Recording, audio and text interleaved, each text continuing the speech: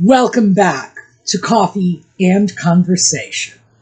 So, for all you Audie fans, Audie is around here somewhere. He just came in, yelled at me, and then left, which I think means he wants me to go back in the bathroom and turn the bathroom faucet on for him, which he has hit me up for like 4 or 5 times today already.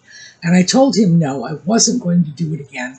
I changed the water in his dish, which, by the way, was new this morning, but still gave him fresh water and said, here, this is your water, but we're not going into the bathroom and doing this all day long. And the thing is, I don't really think it's about the water. I think it's about the attention. I think that what he really wants me to do is go out, pick him up, put him on the counter, pet him on the head, turn the water on, and just indulge him, because he'll take 2 or 3 licks, then hop down and go sleep on the bed. So I think I am paying the price, at long last, for spoiling this little cat as badly as I do. But he did have an unusual situation happen today, and I would not let him go out and investigate. He wanted to. Because, you know, Audie has delusions of being the sheriff of the neighborhood. Anything goes on, it's his business, it's his job to keep everybody in the neighborhood in line, especially the dogs. So I was getting an Amazon delivery. Now, of course, I never know what time they're coming. They come when they come. But apparently the Amazon delivery driver went over to my neighbor's house across the street with my package. I don't know why he did it. He said GPS directed him there. I have no idea why GPS would have done that, because it doesn't seem to do that for anybody else, but, you know. And he was arguing with my neighbor. And of course, I believe the reason he wanted to go over there, because I've seen this happen. Keep in mind, I've been living here for a while. I've gotten deliveries before. My neighbor has this big semicircular driveway. So anybody who is in this neighborhood for any reason, you know, just sort of a transient person in the neighborhood, looks at that driveway and says, well, that's where I'm going to pull in. That's where I'm going to park my car. And then I'll do whatever I need to do. Because that semicircular driveway means they can drive forward, you know, nose first into the driveway, and then they don't have to back out again. I don't drive. I have never driven. I have no idea how difficult some people find driving in reverse, but based on what I've observed, it seems to me a lot of people just don't like it very much. So, was it GPS? Was it, you know, the attractive nuisance of that circular driveway? No clue. But the neighbor and the driver get into a huge argument. Now, I'm not faulting my neighbor for this. In part, of course, because he's my neighbor and I know him, and I know that he's not a lunatic, you know, no matter what the Amazon drivers might think. He has a big, beautiful, brindle dog, Watson. Oh, Watson is my darling. But because Watson is brindle, and because my neighbor works in his garage a lot, he'll leave the garage door open, and he will let the dog, who is tied, he never lets the dog loose, because Watson is a sugar plum, but he's a very dangerous sugar plum. So Watson will be tied in the driveway, sleeping on the asphalt drive in the shade. Because he's brindle, sort of naturally camouflaged, there's no telling if somebody will pull into that driveway and not see him. So my neighbor doesn't want people in his driveway because it's a potential threat to his dog. And I understand that, because I don't want anybody in his driveway that might be a threat to that dog, because I adore Watson. He is my precious baby. Audie also likes Watson. Audie bullies Watson. And Watson is like 10 times the size of this cat. He could destroy the cat with one paw. But he indulges Audie. It's like Audie will go over, push him out of the way, and he'll move because the whole neighborhood just humors Audie. So I look at this and say, my neighbor's not wrong for not wanting strange vehicles in his driveway if they don't belong there. I get that, totally. But the Amazon driver starts arguing with my neighbor. And it's like, well, okay, I don't care if GPS said go there. When the property owner says, get out of my yard, you just say, I'm sorry, and you go. You don't stay there arguing with him. So Audie wanted to see what was going on. He hops up, he gets into the window, he starts moving the blinds out of the way, and then he comes over to the door and starts crying because he wants to go out there. He's the sheriff. It's his job to maintain the peace in the neighborhood. At least that's what he thinks in his deluded little cat mind. So I'm not going to let him out because this Amazon driver is in a big van, and he's like screaming his brains out at my neighbor. And I'm thinking, well, this guy, he's unpredictable. Well, at least I find him unpredictable. I don't know what he's going to do. If Audie takes a step into the road, is he going to be safe? And of course, Audie is going to want to go into the road because the action is happening across the street. So that was our exciting news today. Well, I'm sorry, I should probably, since I started the story, I might as well finish it. The Amazon driver called the police on my neighbor. Just imagine this. The Amazon driver is trespassing on my neighbor's property, screaming at my neighbor. My neighbor tells him to leave, and he decides he's going to call the police on my neighbor. Yeah. Sometimes I wonder who it is Amazon is hiring. All right, that's the end of the story. But Audie, meanwhile, had this fantastically exciting display going on right in front of his home, and I would not let him out to participate. So yeah, I'm kind of on his bad list today. But anyway, I thought I would share that with you because I don't usually share the stuff that goes on in my neighborhood. But trust me, this is a really interesting neighborhood for a rural area.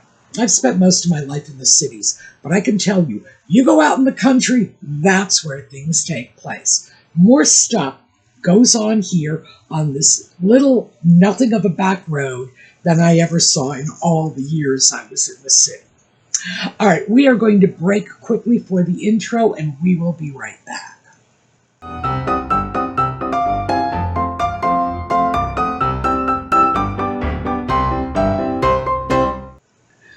So, now that I've shared with you the exciting day that my neighbor, my neighbor's dog, my cat, and I all had with the Amazon driver, let's go over to something a little more mundane.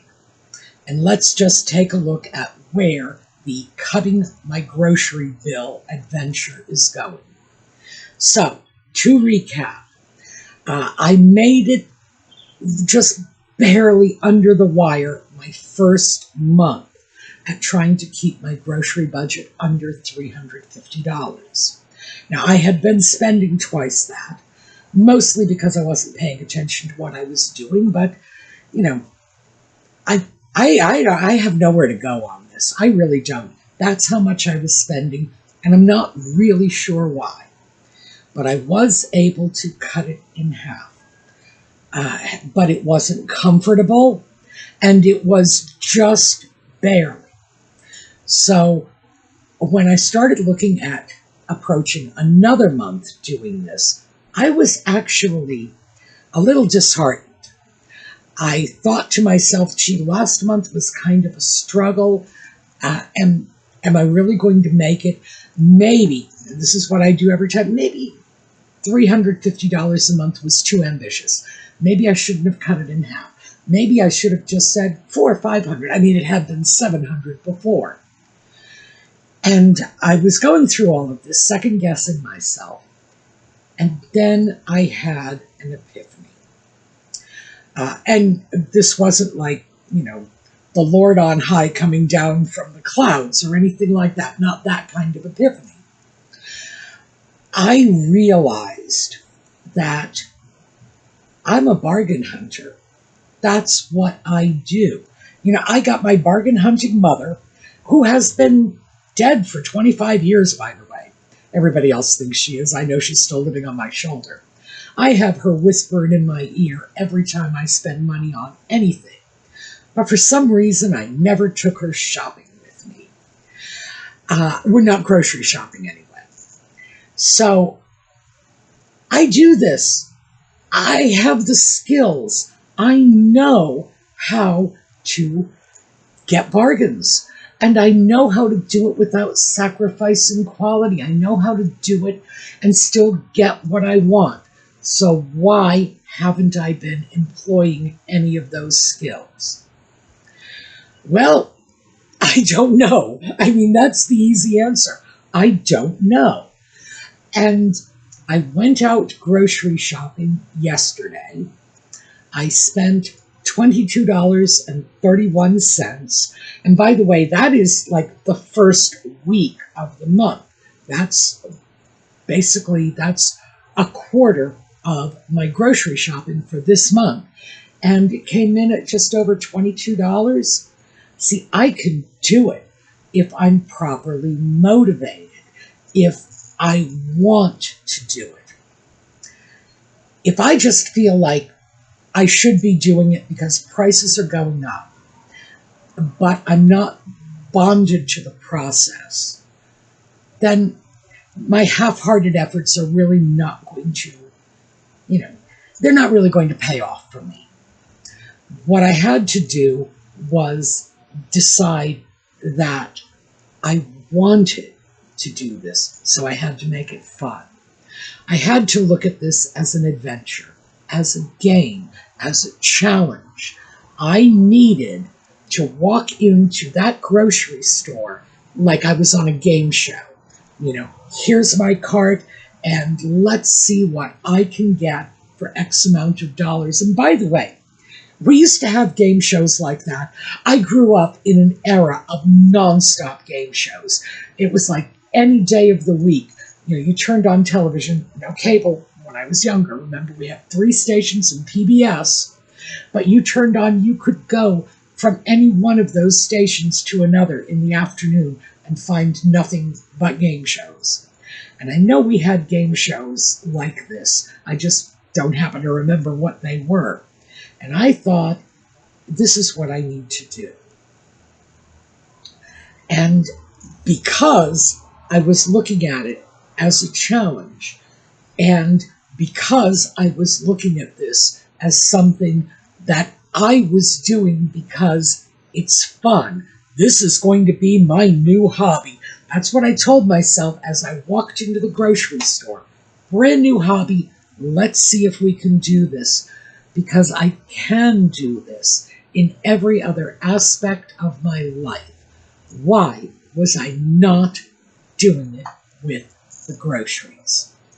I don't have an answer for that. So in my grocery store, the way it's set up, and by the way, I have a number of grocery stores, but there is one that I go to more often than others.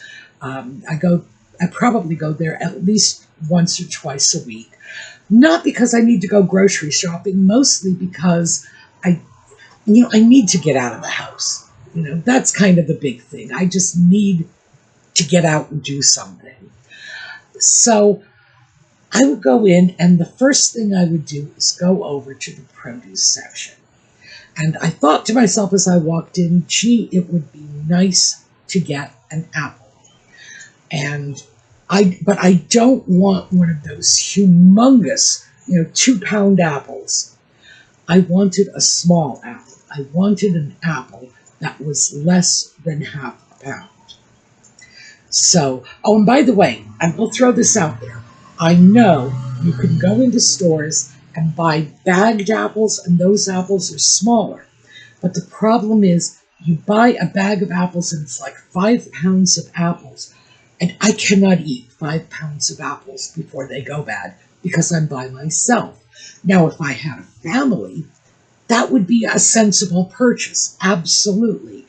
But shopping for one does have its liabilities. So I go into the store, and I'm thinking, I would like an apple. I want it under half a pound. So I took a look at the apples. And by the way, I am sharing the apple prices with you because I snapped pictures of what was going on in this store. And can you believe this? Apples are as much as $3.49 a pound.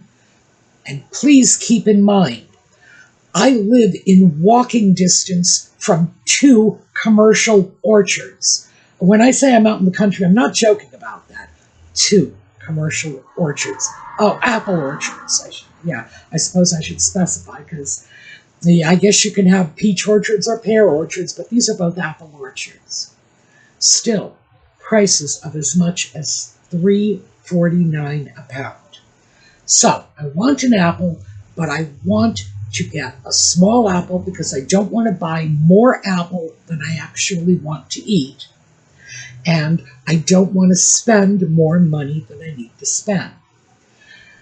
So eventually I did find one single apple that kind of sort of looked okay. It wasn't a terrible apple. It was just about half a pound. It was like 0.49 something, half a pound. And I thought to myself, okay, I can get this apple. But then, because I've turned this into a game, I can't just stop at apples. I wouldn't stop. If I were in a store and I had been looking at a t-shirt, I would not just stop at the cotton t-shirts. I would want to take a look at the linen t-shirts. I would want to take a look at the silk blend t-shirts. I would want to go over to the men's department and take a look at the men's t-shirts. So we're not just going to grab an apple because that's what we thought we wanted. So I went over to the mangoes. Why? Because I like mangoes. Now, the mangoes were 3 for $4. So essentially the mangoes were $1.33 a piece. The only half-pound apple I could find was one of the apples for $1.99 a pound. I could not find any half-pound apples in the Fuji apples, which were $1.49 a pound. So, yeah. I'm looking at that half-pound apple, and then I'm looking at the mangoes, and I'm thinking this apple is going to cost me $1. Because a pound of these apples are $1.99. I've got the smallest apple, and believe me, I picked through. Let me show you that picture again, just so you can see how badly picked through those apples were already. There were hardly any left in the store. Right. Oh, by the way, I went in fairly early in the morning, too. I don't know what's going on. But I looked at that and said, well, I can have this apple that isn't really impressing me, and it costs $1. On the other hand, the mangoes at $1.33 a piece. Oh, and by the way, I did buy 4. You didn't have to buy 4 to get that price. I'm sorry, I bought 3 for $4. You didn't have to do that to get that price, but I did find 3 mangoes that looked very good. So I did end up buying the 3 mangoes. And the reason for that was for that additional 33 cents, so it's, a third more than the apple. For the additional 33 cents, I was getting a fruit that I liked more, that they were larger, they were healthier, they were in better shape. I was more satisfied with the purchase. And I backed up from that and said to myself, okay, this is how I would buy something else. If I went into a store, would I get the first t-shirt I saw simply because it was on sale? No, I have to wear it. I want to like it. I want it to be good quality. I want to be able to, well, like this t-shirt, I want to be able to wear it on camera in front of you. I don't want it to be, just crap. So why would I be willing to make that sacrifice for the apple? And the bottom line is I am not. I am going to find a way to get my grocery spending in line without giving up the things I want. It's not just about hunting bargains, it's about hunting value.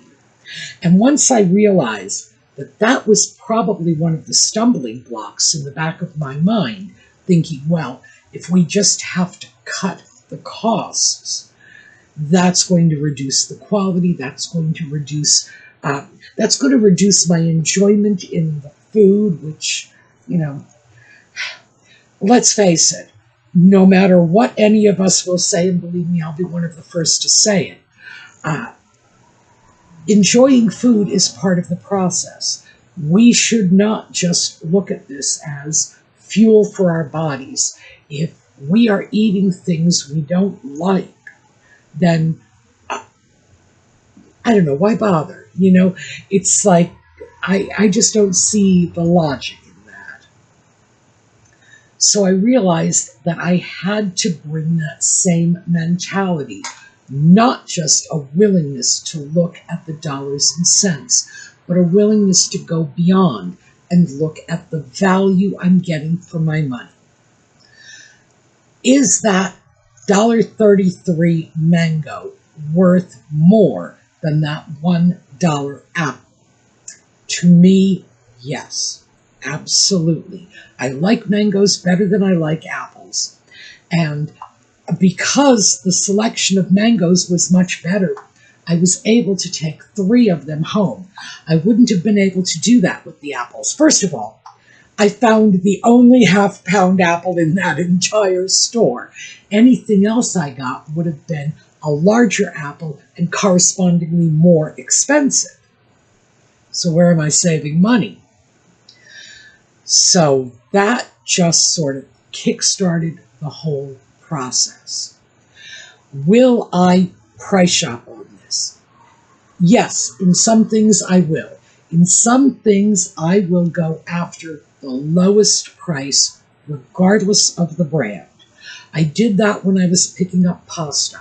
I was able to get pasta at 77 cents a box at Walmart. I was able to get that same pasta at 88 cents a box at Giant. And by the way, I bought a box from each. I'm not sure why I bought that 88-cent box. But in fact, I did buy a box from each because I had set my pasta limit at $1 a box. I'm not going over $1 a box, and I'm going to get it under that dollar if I can. Why? Because dry pasta is basically very much the same, one brand to the next. The same brands that put their own names on the box of pasta make pasta under contract to Walmart or to my local store. It's like just generic. And there's no quality difference. There's no difference in the ingredients. And the truth is, there could probably be a lot of difference in the quality of dry pasta. There would have to be a big difference before I would notice. Because when I buy pasta, what was it? Oh, my ex, Mr. Sue, used to refer to it as the pasta sauce delivery method, because I will just drown my pasta in sauce. It's like, oh yeah, this is a good excuse to eat lots and lots of tomatoes. So yeah, it's not something I'm going to notice quickly and easily. An apple that is lower quality, if I am having to buy a somewhat shabby apple because it's the only half-pound apple in the store, I am going to notice that. And I am going to resent it. I'm going to be unhappy about it. I am not going to enjoy the apple as much, even if the apple tastes exactly the way it should. If I feel I've bought an inferior apple, my enjoyment level is going to diminish a little. On the other hand, if I feel I have bought the 3 best mangoes in the store, which I did, I'm going to enjoy them more, because there's a psychological component to this too. So that is what I am doing going forward. I'm turning it into a game. I'm turning it into a little bit of a scavenger hunt. I'm turning it into a math problem, because I will sit there and do the math. You know, it's like, those mangoes were 33% higher than the cost of that apple, you know. I don't mind putting the work in, because it's going to become a hobby. That's what I've told myself. My new hobby is shopping smart. So I need to start putting the work into it. I need to start putting the effort into it. So, because I don't want to leave this cold right here. And also, I promised myself I was not going over time today. I did want to share another one with you. One of my worst grocery purchases is bread, because bread is expensive, and I go into the store and I'm paying $3 to $4 a loaf. I started getting half loaves, and those are pretty expensive too, but because I'm not actually paying so much, and because with a whole loaf I'm probably throwing half of it away anyway, it just seemed to make sense. But I went in my regular grocery store, and Walmart too have a bakery section. You can go into that bakery section and you can get loaves of fresh baked bread. And they are baked on the premises, but the bread comes frozen. It's pre-prepared, it's all laid out, and they just cook it. Because, yeah, I wouldn't trust any of those people to bake bread. But they will, you know, cook it in the oven. And it's very fresh, and usually it runs right around $1 to $1.50 a loaf, which is easily 50% or more off the bread you find in the bakery aisle, you know, with the Wonder Bread or Sara Lee or whatever your brand of preference is, whatever that label is. You can do a lot better just by buying a loaf of fresh baked bread. Here's the thing.